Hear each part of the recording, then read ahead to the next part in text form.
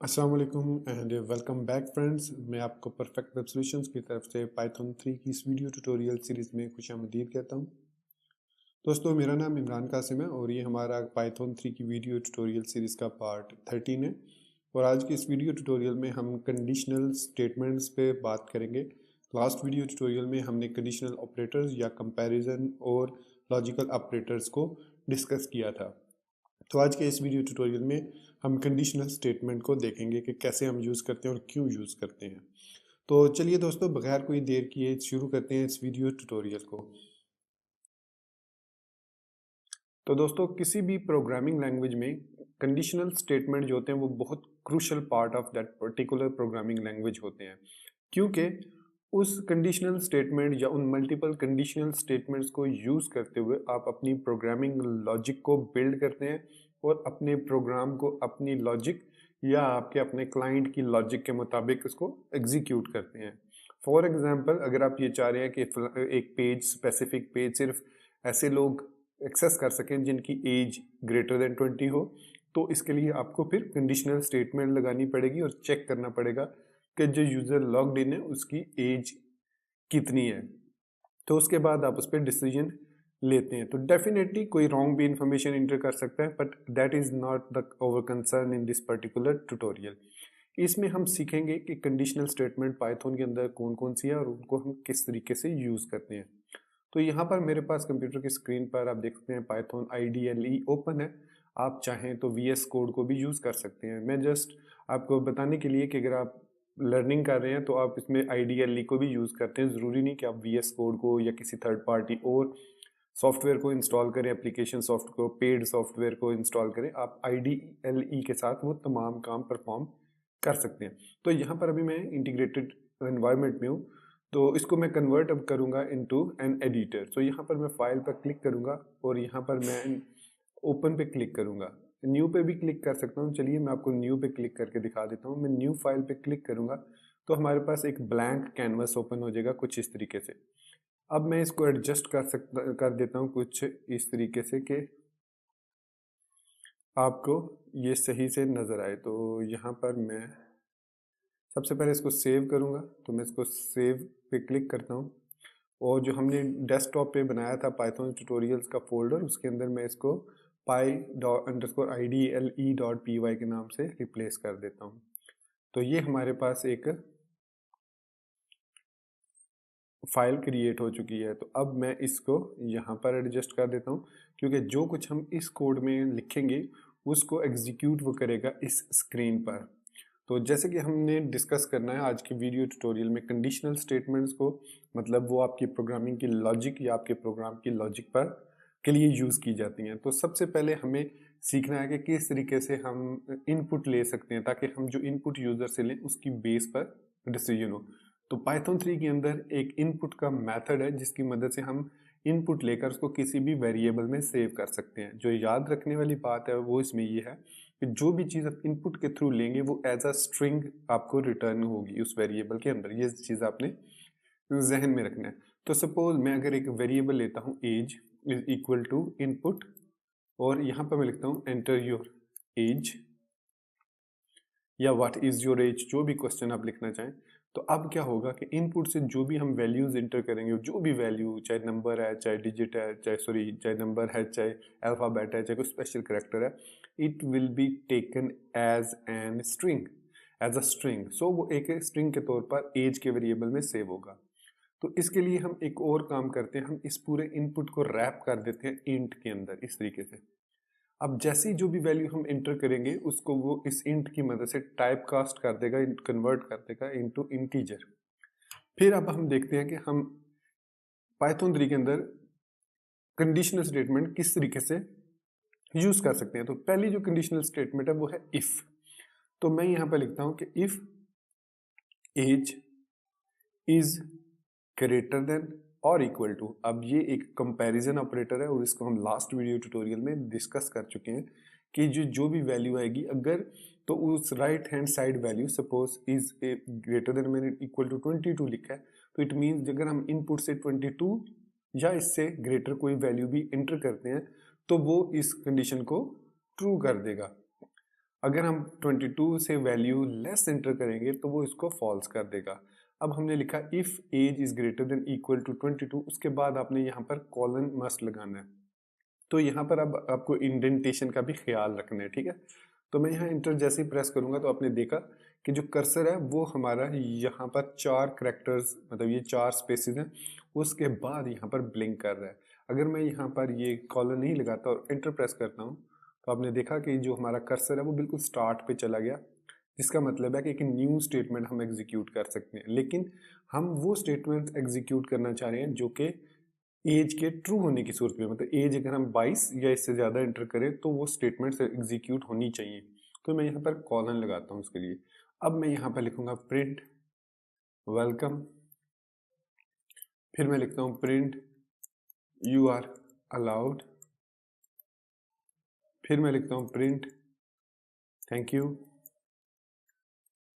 फिर अब मैं इंटर प्रेस करने के बाद बैक स्पेस प्रेस करके लिखता हूँ प्रिंट डन।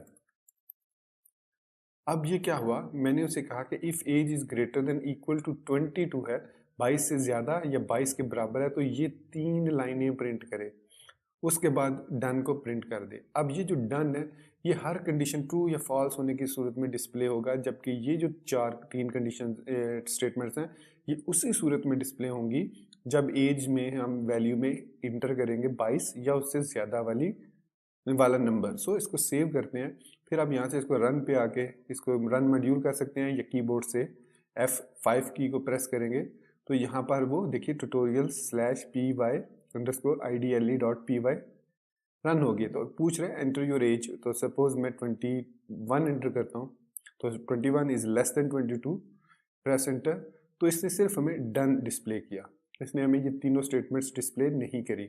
अब मैं अगेन F5 प्रेस करता हूँ, उससे पहले आप इस पर क्लिक ज़रूर कर लीजिएगा ताकि ये एक्टिव विंडो हो जाए लेफ्ट वाली। F5 प्रेस किया तो अगेन वो हमसे एज पूछ रहा है। अब मैं 22 एंटर करता हूँ, तो जैसे मैंने 22 एंटर किया उसने कहा welcome you are allowed thank you done. So done जो है ये हर दफ़ा डिस्प्ले होगी, लेकिन ये जो 3 स्टेटमेंट हैं ये उसी सूरत में डिस्प्ले होंगी जब आप एज में 22 या उससे ज़्यादा वाला नंबर एंटर करेंगे। अगेन इसको रन करता हूँ तो अब मैं यहाँ पर 25 एंटर कर देता हूँ, ठीक है। तो इस सूरत में भी उसने हमें welcome you are allowed thank you done. तो इस तरीके से हम इफ स्टेटमेंट को यूज कर सकते हैं। अब इफ का एक दूसरा हिस्सा भी है इफ एल्स। एल्स क्या करता है, यहाँ पर मैं एल्स लिखता हूँ और कॉलन लगा देता हूँ। अब आप ध्यान में रखना है कि इफ भी उसी लेवल पर है जिस लेवल पर एस है, इसमें 4 स्पेसेस नहीं होनी चाहिए। मतलब अब ये ना कहें कि आपने एल्स यहाँ पर लिखना है, नहीं, बल्कि एल्स जो है वो बिल्कुल यहाँ पर लिखेंगे। फिर उसके बाद मैं लिखता हूँ print you are not allowed, print good bye, तो इसके बाद इंटर, तो बैक स्पेस। अब जो हमने इसको चेंज किया वो इफ एल्स में चेंज कर दिया। अब इफ वो चेक करेगा कि ये कंडीशन अगर ट्रू है तो ये 3 स्टेटमेंट डिस्प्ले करेगा, अगर वो कंडीशन ट्रू नहीं है तो ये वाली स्टेटमेंट को वो डिस्प्ले करेगा। तो इस तरीके से हम कंपैरिजन ऑपरेटर्स को कंडीशनल स्टेटमेंट के साथ यूज करके अपनी रिक्वायर्ड वैल्यू को आउटपुट ले सकते हैं। तो अब मैं इसको सेव करूंगा, सेव करने के बाद मैं F5 प्रेस करता हूँ तो यहाँ पर आप बॉटम पे देख रहे हैं वो कह रहा है एंटर योर एज। तो एज में मैं अब अगर 22 एंटर करता हूँ सो ट्रू हो गया, तो वो तीनों स्टेटमेंट्स डिस्प्ले कर दी उसने। लेकिन F5 के बाद मैं यहाँ पर दोबारा से अब 21 एंटर करता हूँ विच इज़ लेस देन 22। तो अब एंटर प्रेस किया तो उसने कहा you are not allowed and good bye, फिर उसके बाद डन। तो डन जो है वो एवरी स्टेटमेंट में डिस्प्ले हो रहा है, लेकिन जो बाकी 3 ट्रू में और 2 जो है वो फॉल्स में डिस्प्ले हो रही है। अब सपोज हम इसको थोड़ा सा और कॉम्प्लिकेटेड बनाना चाह रहे हैं, मतलब हम ये चाह रहे हैं कि age greater than equal to 22 होने के अलावा वो एज जो है लेस देन 40 भी होनी चाहिए। ऐसे लोग जिनकी age greater than equal to 22 है और लेस देन इक्वल टू 40 है, सिर्फ वही जो है वेलकम हो सके। तो फिर हमें यहाँ पर एंड ऑपरेटर के साथ इसमें इस जगह पर एंड लॉजिकल ऑपरेटर, ये भी हम लास्ट वीडियो ट्यूटोरियल में देख चुके हैं। तो एज इज लेस देन 40। अब हम उसको कह रहे हैं कि ये भी ट्रू होनी चाहिए और ये भी ट्रू होनी चाहिए, देन वो इसको डिस्प्ले करे, ठीक है, अदरवाइज वो इसको डिस्प्ले करे।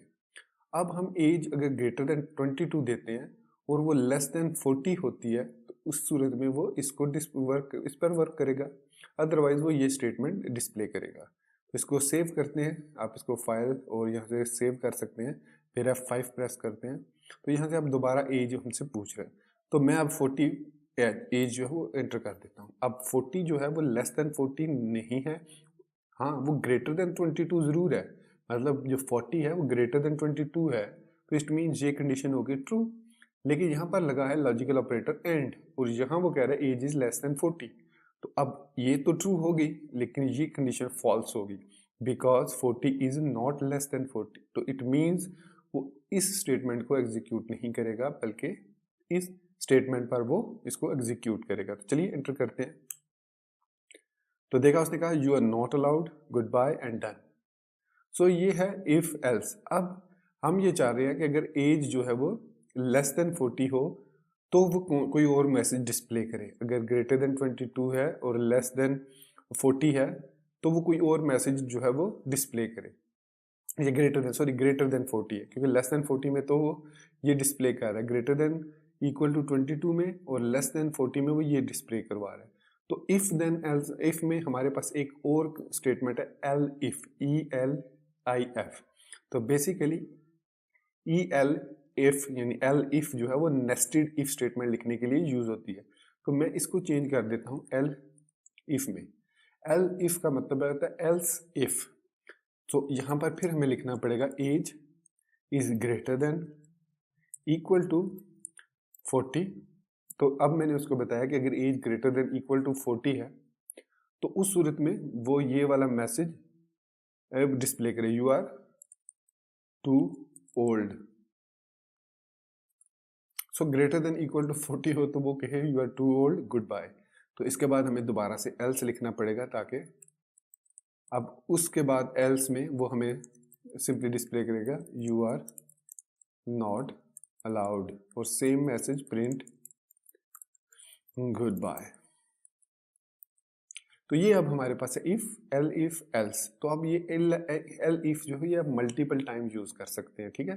तो इसको सेव किया, सेव करने के बाद मैं इसको रन करता हूँ। तो अब मैं अगर यहाँ पर एज 41 देता हूँ तो ये पहली स्टेटमेंट को चेक करेगा तो ये फॉल्स हो जाएगी। जैसे ये फॉल्स होगी वो एल इफ पर आएगा और यहाँ पर चेक करेगा। अब ये जो 41 है ये ग्रेटर है 40 से, राइट। तो इट मीन्स वो इसको डिस्प्ले करेगा यू आर टू ओल्ड, और फिर उसके बाद गुड बाय लिख देगा। तो मैं एंटर प्रेस करता हूँ, सॉरी यहाँ पर इसको मैं क्लोज करके, बल्कि इसको क्लोज करता हूँ और यहाँ पर इसको अब रन करता हूँ। तो अब इसने दोबारा से इसको ओपन कर दिया। यहाँ पर मैं इसको ड्रैग करके यहाँ तक एडजस्ट कर देता हूँ।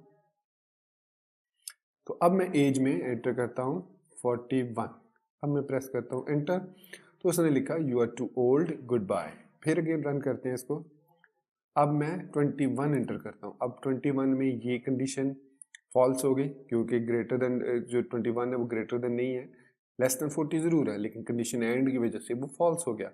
अब यहाँ पर आएगा तो यहाँ पर ये भी फॉल्स हो गई, क्योंकि एज जो है वो ग्रेटर देन इक्वल टू 40 नहीं है। तो इट मीन्स वो यहाँ पर आएगा और प्रिंट कर देगा you are not allowed, print good bye. तो देखा उसने अब लिखा you are not allowed, good bye and done.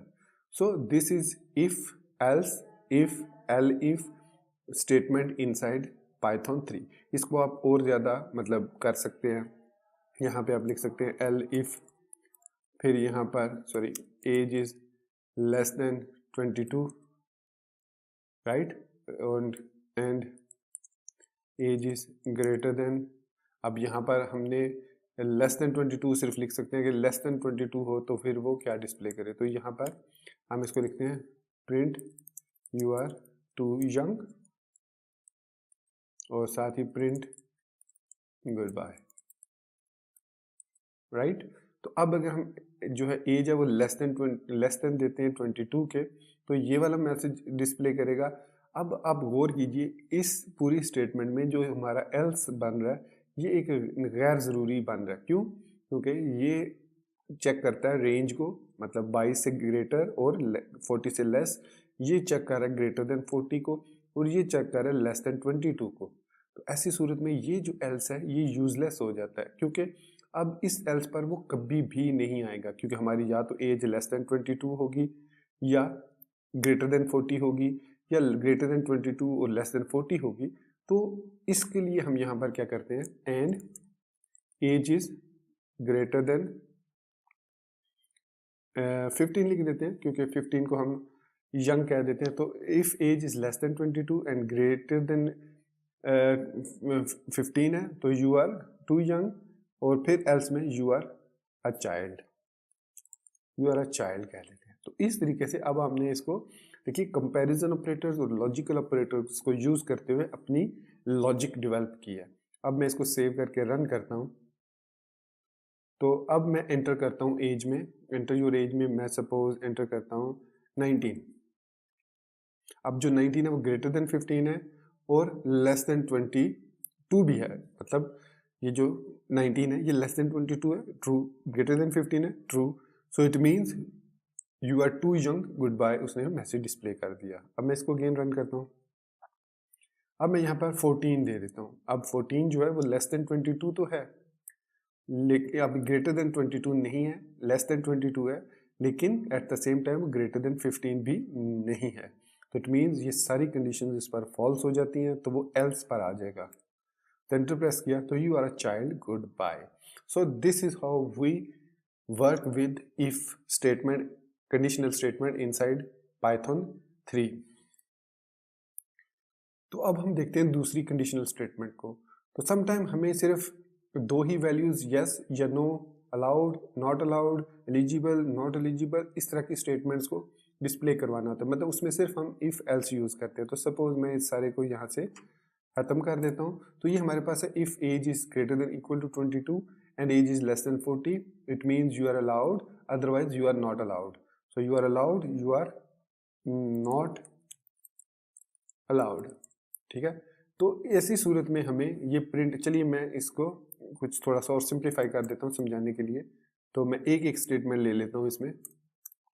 तो मैंने यहाँ पर लिखा कि प्रिंट कर दे वेलकम, और यहाँ पर मैसेज दे देते हैं यू आर अलाउड, राइट।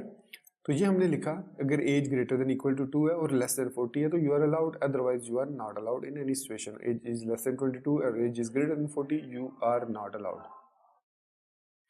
तो इसके लिए हम यूज करेंगे एक और कंडीशनल स्टेटमेंट जिसको टर्नरी कंडीशनल स्टेटमेंट कहा जाता है। वो कैसे लिखते हैं, क्वाइट सिंपल है। मैं यहाँ पर एल्स को इस तरीके से कर देता हूँ और इसको हम यहाँ पर, बल्कि मैं इसको सारे को क्लियर करके शुरू से आपको लिख के दिखाता हूँ। तो मैं इसको थोड़ा सा इस तरीके से लिख देता हूँ कि अब मैं यहाँ पर एक मैसेज का वेरिएबल ले लेता हूँ। Message is equal to you are allowed. अब ये यू आर अलाउड किस कंडीशन में है, if age is greater than equal to 22 and age is less than 40। तो ऐसी सूरत में हमें जो है यू आर अलाउड है। अब एल्स में हम यहाँ पर दे देते हैं you are not allowed. Simple is that, one line conditional statement, और इसको कहा जाता है टर्नरी स्टेटमेंट या टर्नरी ऑपरेटर कहा जाता है। अब मैं यहाँ पर प्रिंट कर सकता हूँ मैसेज को, राइट। अब मैंने यहाँ पर प्रिंट कर दिया मैसेज को, उसके बाद मैसेज को जैसा डन। अब मैं इसको अगर सेव करता हूँ, सेव करने के बाद F5 प्रेस करता हूँ तो ये एग्जीक्यूट हुआ। एज मैंने इंटर की 21, तो हमें मैसेज डिस्प्ले हुआ यू आर नॉट अलाउड। फिर मैंने F5 प्रेस किया, यहाँ पर मैंने किया 23, तो उसने कहा यू आर अलाउड। अब फिर मैंने इसको एग्जीक्यूट किया और एज इंटर की 41, so it says you are not allowed. तो देखिए एक टर्नरी ऑपरेटर की मदद से, अगर आपको ये कंप्लीट नज़र नहीं आ रहा तो मैं इसको थोड़ा एक्सपेंड कर देता हूँ इस तरीके से। तो देखिए एक स्टेटमेंट की मदद से हमने पहले लिखा, ये एक इंग्लिश में लिखा हुआ आपको स्टेटमेंट नजर आ रहा होगा कि you are allowed if age is greater than equal to 20, मतलब you are allowed if your age is greater than equal to 22 and your age is less than 40, otherwise you are not allowed. तो ये एक ternary operator है inside Python 3। तो दोस्तों ये था हमारा आज का वीडियो ट्यूटोरियल जिसमें हमने कंडीशनल स्टेटमेंट को देखा, एक टर्नरी ऑपरेटर को भी देखा जो कि यस नो ट्रू फॉल्स के लिए बहुत ही फिजिबल है। हमें 3-4 लाइनें लिखने की जरूरत नहीं पड़ती, हमें एक ही लाइन में अपना काम कंप्लीट कर लेते हैं। तो दोस्तों उम्मीद करता हूँ कि मेरा ये वीडियो ट्यूटोरियल आपको पसंद आया होगा। अगर आपको ये पसंद आया है तो इसको लाइक कीजिए, शेयर कीजिए, और अगर आपने अभी तक हमारे YouTube channel perfect web solutions को सब्सक्राइब नहीं किया तो काइंडली इसको सब्सक्राइब जरूर करके साथ में जो बेल का निशान है उसको ज़रूर प्रेस कीजिए ताकि आपको हमारी लेटेस्ट वीडियोस की नोटिफिकेशंस मिलती रहें और आप उनसे अप टू डेट रह सकें। सो गाइज अपनी दुआ में याद रखिएगा। Thank you very much for being with me till end. Take care. अल्लाह हाफिज़ एंड गुड बाय।